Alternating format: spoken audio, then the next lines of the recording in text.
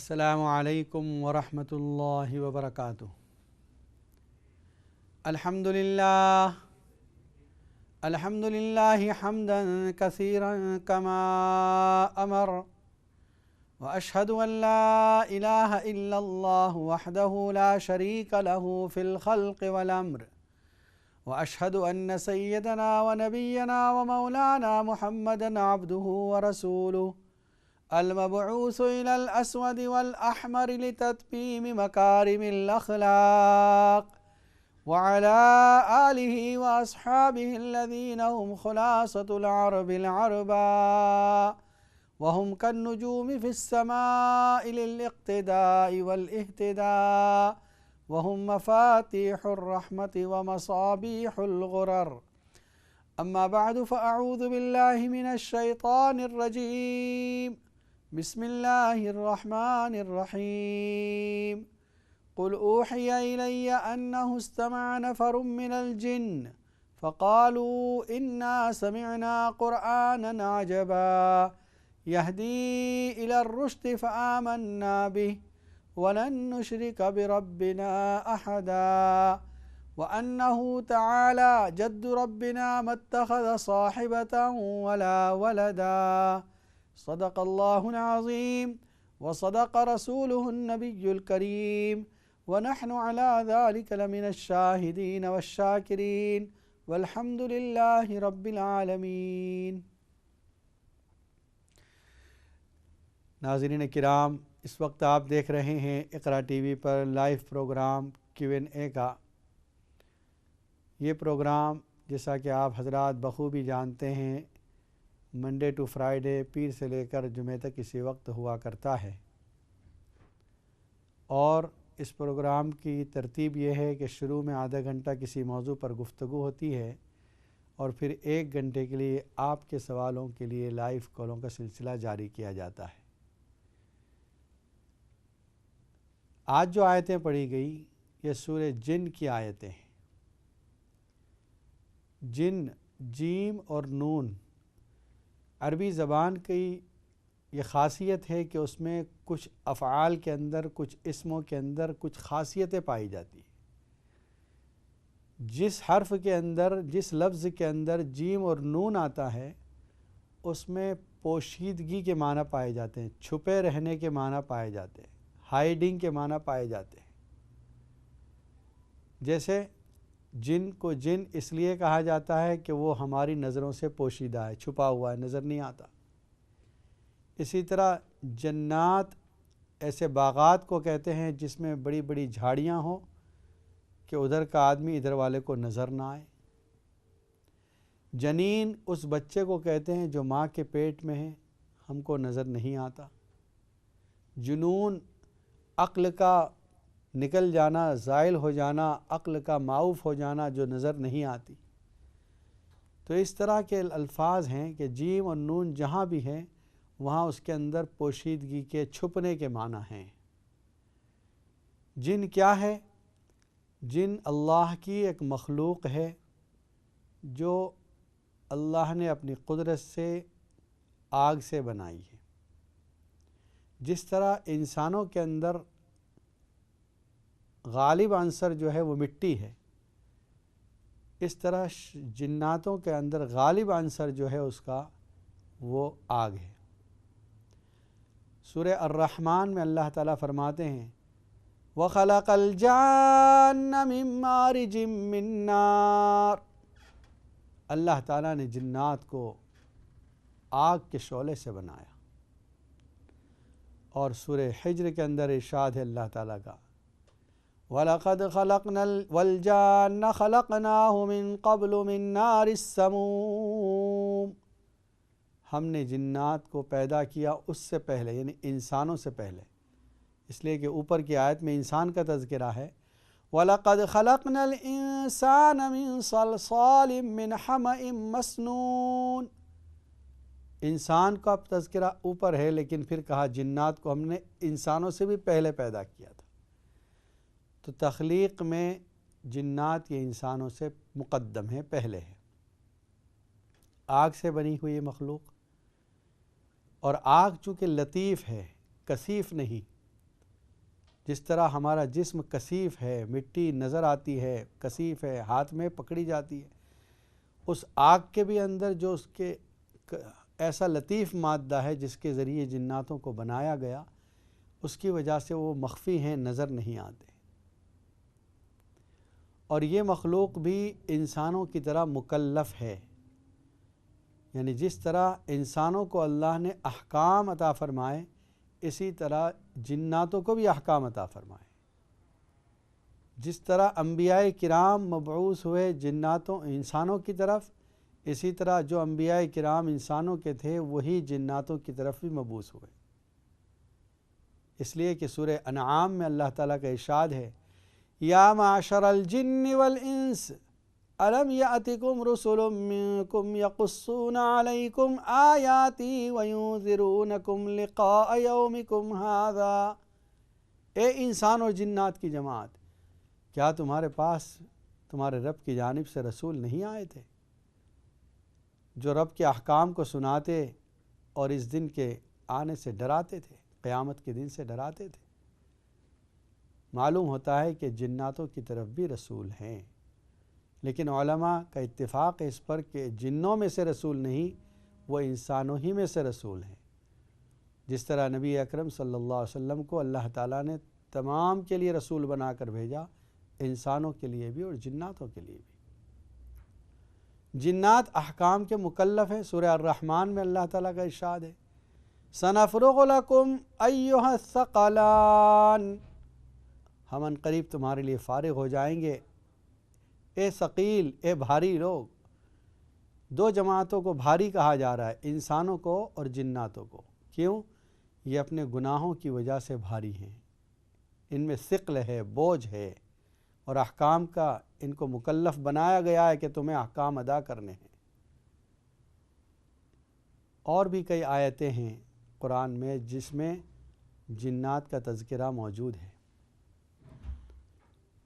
حضرت آدم علیہ السلام کو جب پیدا کیا گیا، اس واقعے میں بھی جو الفاظ ملتے ہیں، ابلیس کا لفظ ملتا ہے، اور سورہ کہف میں اللہ فرماتے ہیں، کان من الجن ففسق عن امر ربہ، وہ جن تھا، جناتوں میں سے تھا، جو ابلیس تھا وہ جناتوں میں سے تھا جس نے رب کی نافرمانی کی۔ تو اس سے یہ معلوم ہوتا ہے کہ شیاطین اور جن یہ ایک ہی چیز ہے۔ شریروں کو شیاطین کہا جاتا ہے اور جو نیک ہوتے ہیں ان کو جن کہا جاتا ہے۔ ان کے اوپر باقاعدہ ان کے لیے اللہ تعالیٰ نے ایک سورت نازل فرمائی، سورہ جن، جس میں ان کے بات چیت کا تذکرہ ہے۔ وہ تذکرہ اس سورہ کے اندر موجود ہے جو آج تلاوت کی گئی۔ طائف کا واقعہ آپ سب کو اچھی طرح یاد ہے کہ نبی اکرم صلی اللہ علیہ وسلم مکہ والوں سے جب نا امید ہو گئے کہ یہ لوگ ایمان نہیں لا رہے ہیں، تو آپ نے سوچا کہ شاید یہ بستی طائف کی یہ بستی، اور وہاں بھی یہ جو قبیلے ہیں، قبیلہ ثقیف ہے، یہ بڑا پاورفل ہے، ان کا انفلوئنس اور ان کے اثرات بہت ہیں، اگر یہ لوگ ایمان لے آتے ہیں تو پھر مکہ والوں پر بھی ان کا اثر پڑے گا۔ آپ صلی اللہ علیہ وسلم طائف تشریف لے گئے، ان کو دعوت دی، لیکن انہوں نے بجائے یہ کہ دعوت قبول کرتے آپ کے ساتھ گستاخی کا سلوک کیا، اور شہر کے آوارہ لڑکے آپ کے پیچھے لگا دیے، آپ پر پتھر مارے گئے، آپ لہو لہان ہوئے۔ اس کے بعد جب آپ واپس آ رہے ہیں طائف سے، مقام نخلا میں ہیں آپ، تہجد کا وقت ہے، آپ تہجد کی نماز میں قرآن کی تلاوت کر رہے ہیں، وہاں سے گزرنے والے جناتوں کا ایک وفد جو نصیبین کے جنات تھے، نصیبین یہ یمن کے اندر ایک جگہ کا نام ہے، وہ جنات وہاں کے تھے جو اس طرف نجد و حجاز اور تہامہ کی طرف آئے ہوئے تھے، انہوں نے نبی صلی اللہ علیہ وسلم کی تلاوت کو سنا۔ سورہ احقاف میں اس کا تذکرہ ہے، وَإِذْ صَرَفْنَا إِلَيْكَ نَفَرًا مِّنَ الْجِنِّ يَسْتَمِعُونَ الْقُرْآنَ فَلَمَّا حَضَرُوهُ قَالُوا أَنصِتُوا فَلَمَّا قُضِيَ وَلَّوْا إِلَىٰ قَوْمِهِمْ مُنذِرِينَ۔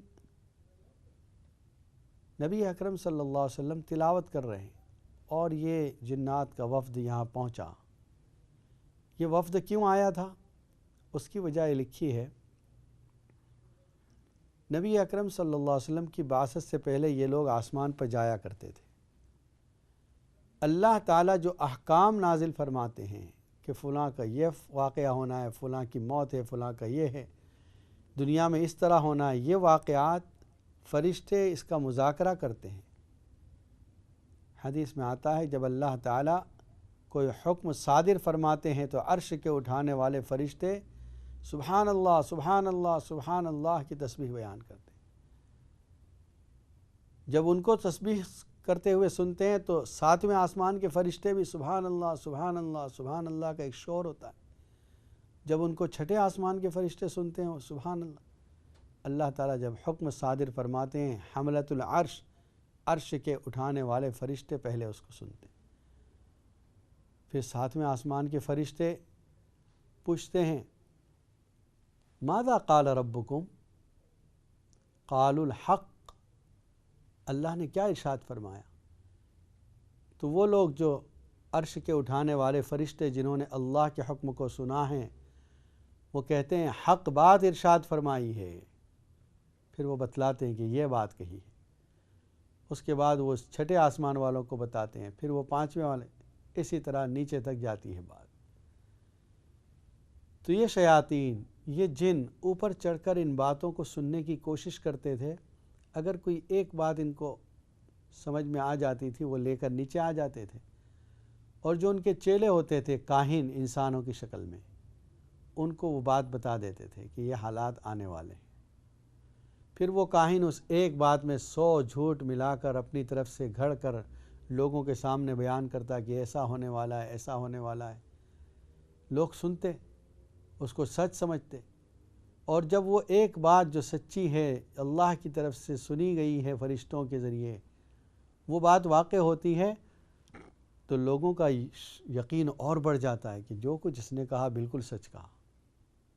اس کا مطلب یہ ہر وقت سچی بات کہتا ہے۔ یہ سلسلہ جس وقت نبی اکرم صلی اللہ علیہ وسلم کو اللہ نے نبوت سے سرفراز فرمایا، اس وقت سے بند کر دیا کہ آج سے جو کوئی شیطان اور جن اوپر چڑھے گا، فرشتے حفاظت کے لیے تیار کھڑے ہیں، اس کو کوڑے برسائیں گے۔ وہ کوڑے کیا ہوتے تھے؟ اسٹار شوٹنگ، جو ستارے ٹوٹ رہے تھے وہ کوڑے برسائیں گے۔ سورہ ملک میں اللہ تعالیٰ فرماتے ہیں وَلَقَدْ زَيَّنَّا السَّمَاءَ الدُّنْيَا بِمَصَابِيحَ وَجَعَلْنَاهَا رُجُومًا لِلشَّيَاطِينِ، ہم نے آسمان دنیا کو مزین کیا چراغوں کے ذریعے سے، اور ہم نے ان چراغوں کو زینت بنایا اس کی، اور شیطان کے لیے کوڑے بنائے۔ اور إِلَّا مَنِ اسْتَرَقَ السَّمْعَ فَأَتْبَعَهُ شِهَابٌ ثَاقِبٌ، جو بھی چوری چھپے سننے کی کوشش کرتا ہے اس پر شہاب ثاقب برسایا جاتا ہے۔ إِلَّا مَنْ خَطِفَ الْخَطْفَةَ فَأَتْبَعَهُ شِهَابٌ ثَاقِبٌ، سورہ صافات میں بھی ہے، سورہ حجر میں بھی ہے۔ یہ سلسلہ حفاظت کے لیے جب بند کیا گیا، ان کے سننے کا سلسلہ، تو آپس میں انہوں نے مشورہ کیا کہ یہ کیا ہو گیا، ہم کو کیوں روکا جا رہا ہے؟ اس کا مطلب دنیا میں کوئی عجیب واقعہ پیش آیا ہے۔ انکوائری کے لیے گروپس بنائے گئے، کہا تم ادھر جاؤ، تم مشرق میں جاؤ، تو غالب نارتھ میں، ساؤتھ میں جا کے تلاش کرو۔ جو وفد اس طرف آیا ہوا تھا، حجاز و نجد تہامہ کی طرف، انہوں نے نبی صلی اللہ علیہ وسلم کی قرات کو سنا۔ انہوں نے کہا کہ یہ وہی کلام ہے، یہ وہی چیز ہے جس کی وجہ سے ہم کو اوپر جانے سے روکا گیا۔ انہوں نے اپنی قوم سے آ کر یہ بات بتائی، قُلْ أُوحِيَ إِلَيَّ أَنَّهُ اسْتَمَعَ نَفَرٌ مِّنَ الْجِنِّ فَقَالُوا إِنَّا سَمِعْنَا قُرْآنًا عَجَبًا۔ نبی اکرم صلی اللہ علیہ وسلم کو پتہ نہ چلا کہ اس وقت جنات نے سنا ہے۔ یہ تو جب انہوں نے قوم میں جا کر بات کہی جناتوں سے، تو اللہ تعالیٰ نے اس پوری بات کو وحی کے ذریعے نازل فرما دیا۔ اوحی الیہ، اے پیغمبر صلی اللہ علیہ وسلم بتلا دیجئے کہ مجھ پر وحی نازل کی گئی کہ انہ استمع نفر من الجن، کہ جنات کی ایک جماعت نے قرآن سنا۔ نفر کہتے ہیں مختصر جماعت کو، جس کا اطلاق 10 تک ہوتا ہے۔ 8 سے 10 افراد ہوں تو ان کو نفر کہا جاتا ہے۔ اور جب قرآن سنا تو کیا کہا انہوں نے؟ قوم سے جا کر کہا انا سمعنا قرآنا عجبا، ہم نے عجیب قرآن سنا۔ یہدی الی الرشد فآمنا بہ، وہ ہدایت کی طرف رہنمائی کرتا ہے اس لیے ہم اس پر ایمان لے آئے۔ وَلَن نُشْرِكَ بِرَبِّنَا أَحَدًا، اب ہم ہرگز رب کے ساتھ شرک نہیں کریں گے، کسی کو بھی رب کے ساتھ ایکول نہیں قرار دیں گے۔ وَأَنَّهُ تَعَالَى جَدُّ رَبِّنَا مَا اتَّخَذَ صَاحِبَةً وَلَا وَلَدًا، ہمارا رب بلند ہے، باعظمت ہے، نہ اس کی بیوی ہے نہ اس کی اولاد ہے۔ یہ سب باتیں انہوں نے آپس میں کی ہیں جو قرآن مجید کی صورت میں ذکر کی گئی۔ تو جن کا وجود قرآن سے ثابت ہو گیا، حدیث سے بھی ثابت ہے۔ حضرت عبداللہ ابن مسعود رضی اللہ تعالیٰ عنہ فرماتے ہیں فقدنا ذات لیلۃ، ہم نے ایک دن نبی صلی اللہ علیہ وسلم کو رات میں غائب پایا، آپ کہیں نہ تھے، نہ مسجد میں نہ گھر میں نہ باہر۔ ہم پریشان ہو گئے، ادھر تلاش کر رہے ہیں ادھر تلاش کر رہے ہیں۔ فبتنا بشر لیلۃ بات بہا قوم، الفاظ ہیں عبداللہ ابن مسعود رضی اللہ تعالی عنہ کے، ہم نے وہ رات بہت بری رات گزاری، طرح طرح کے خیالات آ رہے تھے۔ کأنہ اغتیل او استطیر، ایسا لگتا تھا گویا آپ پر کسی نے انجانے میں حملہ کر دیا ہوگا۔ کبھی یہ خیال آتا کہ آپ کو اٹھا کر کوئی لے گیا ہوگا اور قتل کر دیا ہوگا۔ صبح کے وقت نبی صلی اللہ علیہ وسلم حرا کی طرف سے آ رہے تھے۔ ہم نے پوچھا یا رسول اللہ صلی اللہ علیہ وسلم کیا بات ہے، آپ کہاں گئے تھے؟ کہا جنات کا داعی میرے پاس آیا تھا اور کہا کہ ہماری قوم کو آپ پیغام خداوندی سنائیے، تو میں ان کو قرآن سنانے کے لیے گیا تھا۔ پھر آپ ہمیں لے کر گئے وہاں پر اور ان کے آثار بھی بتائے، دیکھو یہ ان کی آگ جلاتے، یہاں پر یہ رہتے ہیں۔ تو جنات کا وجود حدیث سے بھی ثابت ہے۔ دوسرے ایک موقع پر ٹوٹل جو روایتیں ملتی ہیں اس سے معلوم ہوتا ہے کہ 8 مرتبہ لیلۃ الجن کا واقعہ پیش آیا، یعنی نبی صلی اللہ علیہ وسلم گئے ہیں جناتوں کے پاس اللہ کے پیغام کو پہنچانے کے لیے۔ ایک مرتبہ حضرت عبداللہ ابن مسعود رضی اللہ تعالیٰ عنہ فرماتے ہیں مجھے آپ صلی اللہ علیہ وسلم لے کر گئے، جب بستی سے دور پہنچے تو آپ نے کہا بس تم یہاں بیٹھ جاؤ، اور ایک دائرہ حصار جس طرح گول لگا دیا اپنی لکڑی سے، کہا یہاں سے ہٹنا مت۔ پھر آپ آگے بڑھ گئے۔ مجھے یہ محسوس ہو رہا تھا کہ اس سرکل کے آس پاس کچھ لوگ گزر رہے ہیں، لیکن میں دیکھ نہیں پا رہا تھا، اور جو کچھ باتیں ان کی تھی وہ سمجھ میں نہیں آ رہی تھی کیا بول رہے ہیں۔ بہت دیر کے بعد نبی صلی اللہ علیہ وسلم واپس آئے تو میں نے پوچھا یا رسول اللہ صلی اللہ علیہ وسلم آپ کہاں گئے؟ کہا جنات کو اللہ کا پیغام پہنچانے کے لیے گیا تھا۔ اور پھر یہ بھی کہا کہ جنات نے مجھ سے درخواست کی کہ ہمارے لیے کھانے کا انتظام کچھ، تو میں نے کہا کہ جس ہڈی کو اللہ کے نام کے ساتھ ذبح کیا جائے گا اور مسلمان وہ ہڈی کو کھا کر پھینکے گا، جب تم اس ہڈی کو اٹھاؤ گے اس پر پہلے سے زیادہ گوشت اللہ تعالیٰ ڈال دیں گے تمہارے لیے، اور جو ہمارے جانوروں کی مینگنیاں ہوگی وہ تمہارے جانوروں کے لیے چارہ بن جائیں گی۔ اس سے معلوم ہوتا ہے کہ جنات کا وجود حدیث سے بھی ثابت ہے۔ وہ حضرت ابو ہریرہ رضی اللہ تعالیٰ عنہ کا واقعہ کہ آپ نے کچھ غلے پر ان کو نگران بنایا تھا، رات کے وقت ایک آدمی چوری کرنے کے لیے آیا، حضرت ابو ہریرہ نے پکڑ لیا، اس نے کہا بہت محتاج ہوں مجھے چھوڑ دیا۔ آپ نے صبح کے وقت پوچھا ابو ہریرہ تمہارے چور کا کیا ہوا؟ ابو ہریرہ نے پوچھا یا رسول اللہ آپ کو کیسے پتا؟ پھر بتایا کہ ہاں اس طرح ہوا تھا، کہا کہ وہ جھوٹا ہے اور پھر آئے گا۔ اس طرح 3 دن آیا وہ۔ ایک اور موقع پر نبی اکرم صلی اللہ علیہ وسلم فرماتے ہیں رات کے وقت آج میں نماز پڑھ رہا تھا اور ایک شیطان نے مجھ پر کوشش کی نماز خراب کرنے کی، میں نے چاہا کہ اس کو پکڑ لوں اور مسجد کے پلر سے باندھ دوں، صبح کے وقت مدینہ کے بچے اس سے کھیلیں گے۔ لیکن پھر یہ سوچا کہ میرے بھائی سلیمان کی دعا تھی، قال رب اغفر لی وہب لی ملکا لا ينبغی لأحد من بعدی، اے میرے رب میری مغفرت فرما اور مجھے ایسی حکومت عطا فرما جو میرے بعد کسی کو نہ ملے۔ تو وہ حکومت ان کی انسانوں کے ساتھ ساتھ جناتوں پر بھی اللہ نے دی۔ اگر میں اس کو پکڑ لیتا تو ان کی اس دعا میں خلل آ جاتا، اس لیے میں نے اس کو چھوڑ دیا۔ ان تمام قرآن کی باتیں، حدیث کی باتیں، واقعات اگر سامنے رکھتے ہیں، پتہ چلتا ہے کہ جنات کا وجود ہے، ہمیں نظر نہیں آ رہے ہیں لیکن ان کا وجود ہے۔ بہت سے لوگوں کو آپ نے سنا ہوگا جو یہ کہتے ہیں میں ان چیزوں کو نہیں مانتا، میں جن ون کو نہیں مانتا۔ جو اس طرح کا لفظ کہہ رہا ہے اس کو سوچنا چاہیے تو کس بات کا انکار کر رہا ہے؟ قرآن کا انکار کر رہا ہے جس میں پوری صورت موجود ہے جن کی، حدیث کا انکار کر رہا ہے جس میں صحیحین کے اندر بخاری و مسلم کی روایت موجود ہے۔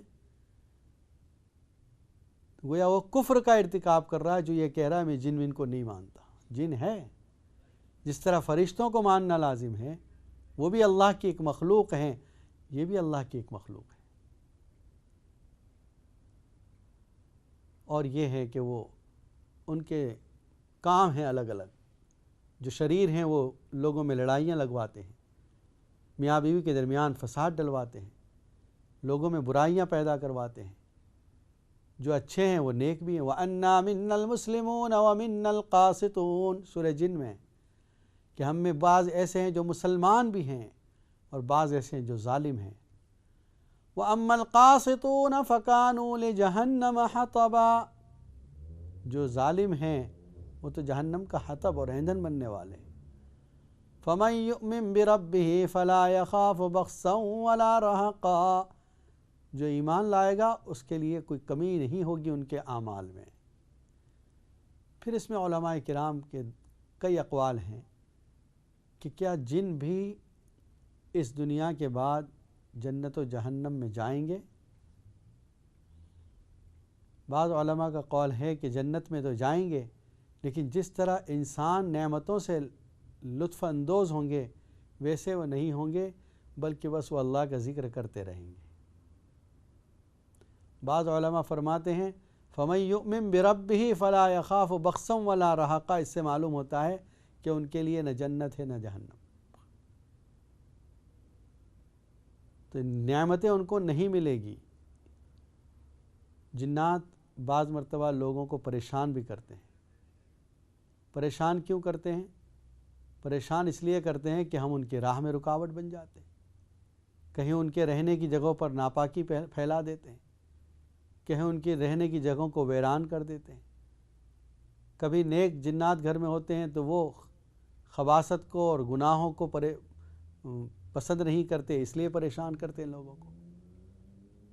خیر، تو سورہ جن کا مقصد وہ جو باتیں ہوئی تھی جنات کی اس کو اللہ تعالیٰ نے سورہ جن میں ذکر فرما دیا، اور اس کے بعد دوسرے رکوع میں اللہ تعالیٰ فرماتے ہیں قُلْ إِنِّي لَا أَمْلِكُ لَكُمْ ضَرًّا وَلَا رَشَدًا، اے پیغمبر صلی اللہ علیہ وسلم فرما دیجئے کہ میں تمہارے نفع نقصان کا مالک نہیں، إِلَّا بَلَاغًا مِّنَ اللَّهِ وَرِسَالَاتِهِ، صرف اللہ کی طرف سے پیغام کا پہنچا دینا یہ میری ذمہ داری ہے، اللہ کا پیغام پہنچا رہا ہوں میں۔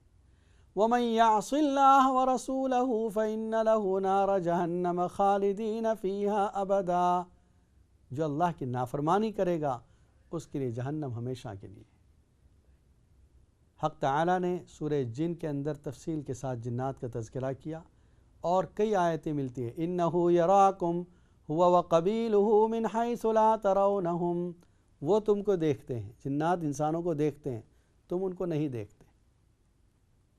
اس طرح سورہ جن کے اندر بڑی تفصیل سے ذکر کیا ہے۔ انشاءاللہ بریک کے بعد آپ کی لائیو کالوں کا سلسلہ جاری کیا جائے گا۔ السلام علیکم ورحمۃ اللہ وبرکاتہ۔